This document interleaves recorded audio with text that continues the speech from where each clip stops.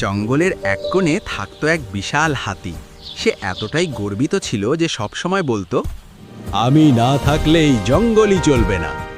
একদিন ছোট্ট একটা পিঁপড়ে এসে বলল, দাদা হাতি, একটু সাইড দেবেন, আমি রাস্তা দিয়ে যাচ্ছি। হাতি হেসে বলল, এইটুকু শরীর নিয়ে তুমি আমাকে সাইড দিতে বলছো? আগে বড় হও। পিঁপড়ে কিছু বলল না, চুপচাপ হাতির পায়ের কাছে চলে গেল। পরের দিন হাতি নদীতে স্নান করতে গিয়ে হঠাৎ চেঁচিয়ে উঠল, আরে বাঁচাও বাঁচাও! সব পশু ছুটে এলো। দেখা গেল হাতি নাচছে, লাফাচ্ছে, কারণ সেই ছোট্ট পিঁপড়ে ঢুকে পড়েছে হাতির সুরের ভেতরে।